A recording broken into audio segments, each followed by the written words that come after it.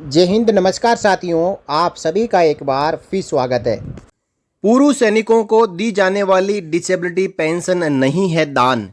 Delhi high court ने सरकार को लताड़ा। हजारों सैनिकों, पूर्व सैनिकों को न्याय। एक बड़ी अपडेट आ रही है दिल्ली हाईकोर्ट से, जहां पे सैकड़ों याचिकाओं को दिल्ली हाईकोर्ट ने खारिज कर दिया। जी हां, आर्म्ड फोर्सेस ट्रिब्यूनल्स ने, देश की अलग अलग बेंचों ने पूर्व सैनिकों को न्याय दिया। उनको डिसेबिलिटी पेंशन जारी करने को लेकर आदेश सुनाया, लेकिन रक्षा मंत्रालय और सरकार ने इसको नहीं माना। रक्षा मंत्रालय और सरकार ने इसको हाई कोर्ट दिल्ली में चैलेंज कर दिया। चैलेंज करने के बाद लगातार इन अपील्स के ऊपर सुनवाई होती रही और आखिर में दिल्ली हाई कोर्ट ने कहा दान नहीं है आर्म्ड फोर्सेस के कर्मचारियों को दिव्यांगता पेंशन। दिल्ली हाईकोर्ट ने कहा कि भारतीय सशस्त्र बलों के कर्मचारियों को दिव्यांगता पेंशन देना दान न होकर सैन्य सेवा के दौरान उनके बलिदानों की उचित स्वीकृति है। न्यायमूर्ति नवीन चावला व न्यायमूर्ति शैलेंद्र कौर की पीठ ने कहा कि दिव्यांगता पेंशन के अनुदान का लाभ उदारतापूर्वक समझा जाना चाहिए और योग्य लाभार्थियों तक पहुंचाया जाना चाहिए। पीठ ने कहा कि दिव्यांगता पेंशन समर्पण के साथ राष्ट्र की सेवा करने वाले जवानों के प्रति राज्य की जिम्मेदारी बनाए रखने का उपाय है। देखिए, एक सैनिक भारतीय सेना में इसलिए भर्ती होता है कि वो देश की सेवा कर सके, और देश सेवा के दौरान यदि उसके शरीर को कोई क्षति पहुंचती है, कोई दिव्यांगता हो जाती है, तो उसकी क्षतिपूर्ति बनती है। क्योंकि वो जब भारतीय सेना में भर्ती हुआ तो उसके शरीर का इंच इंच नाप लिया गया, उसके शरीर की पूरी जांच की गई कि कहीं उसको कोई बीमारी तो नहीं है। यदि वो भर्ती होते समय बिल्कुल फिट था, शेप 1 था, तो भारतीय सेना में रहते हुए उसको यदि किसी प्रकार की दिव्यांगता होती है तो उसकी क्षतिपूर्ति सरकार को करनी चाहिए, और वो उदारतापूर्वक करनी चाहिए। सरकार को कहीं ऐसा नहीं लगना चाहिए कि यदि वो डिसेबिलिटी पेंशनर्स को 8-10 हज़ार रुपये हर महीने पेंशन देती है तो वो अपनी जेब से दे रही है। दिल्ली हाईकोर्ट ने आगे कहा कि किसी बीमारी के कारण यदि सेना के सैनिकों को होने वाली दिव्यांगता से संबंधित था, पीठ ने सरकार द्वारा दायर याचिकाओं को खारिज करते हुए निष्कर्ष निकाला कि डिसेबिलिटी पेंशन को केवल इस आधार पर अस्वीकार नहीं किया जा सकता कि दिव्यांगता की शुरुआत उस समय हुई जब कर्मचारी शांति स्टेशन पर तैनात थे। यानी एक लॉजिक निकाला जाता है पीसीडीए रिकॉर्ड ऑफिस और रिलीज मेडिकल बोर्ड के दौरान कि वो पीस में पोस्टिंग था या फील्ड में पोस्टिंग था। कहीं कहीं पे ऐसा भी होता है कि फील्ड में पोस्टिंग होने के बजाय भी उसको डिसेबिलिटी पेंशन नहीं दी जाती है। कह देते हैं कि ये neither attributable to nor aggravated to military service है, यानी भारतीय सेना के कारण उसको डिसेबिलिटी हुई नहीं है तो हम डिसेबिलिटी पेंशन नहीं देंगे। तो दिल्ली हाईकोर्ट ने क्या, इससे पहले सुप्रीम कोर्ट ऑफ इंडिया ने भी कह दिया है कि कोई सैनिक भारतीय सेना में बिल्कुल फिट और शेप 1 भर्ती होता है, भारतीय सेना में सेवा करते दौरान उसको यदि डिसेबिलिटी होती है तो उसको डिसेबिलिटी पेंशन दी जाएगी। अब यहाँ पे तर्क लगाया गया कि उसको तो शुगर की तकलीफ है, उसको बीपी की तकलीफ है, जो लाइफ स्टाइल डिजीज है उससे सेना का कोई संबंध नहीं है। क्या सेना में एक जवान जब देश सेवा कर रहा होता है उसके ऊपर कोई प्रेशर नहीं होता है?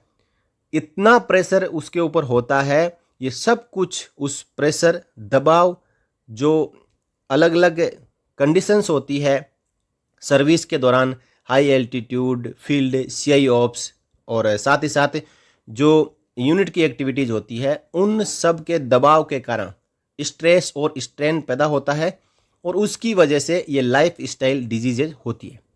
अब उसके बाद सरकार और जो सेना रिटायरमेंट के समय मना कर देती है कि हम इसको डिसेबिलिटी पेंशन नहीं देंगे क्योंकि ये फौज के कारण हुआ ही नहीं है। तो किसके कारण हुआ है? वो भारतीय सेना में सर्विस कर रहा था जवान या फिर बाहर कहीं सिविल में कर रहा था।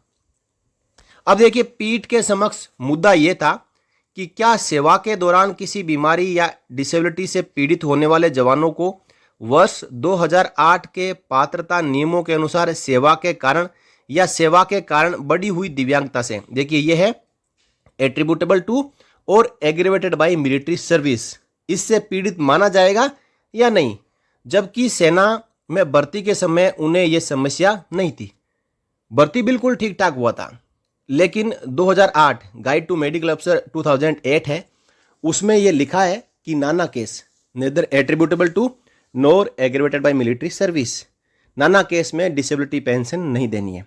नाना केस में कई ऐसी बीमारियों को शामिल कर दिया गया है जो सेना के दबाव, स्ट्रेस और स्ट्रेन के कारण होती है, लेकिन उनको डिसेबिलिटी पेंशन नहीं दी जाती है। तो सुप्रीम कोर्ट से लेके आर्म्ड फोर्सेस ट्रिब्यूनल तक ने बार बार अपने आदेशों में कहा है कि ऐसे लोगों को भी, चाहे बीपी का शिकार है, चाहे शुगर का शिकार है, चाहे हार्ट की बीमारी है, चाहे दूसरी बीमारी है, उसको डिसेबिलिटी पेंशन दी जाएगी और पूर्व सैनिकों को दी भी जा रही है।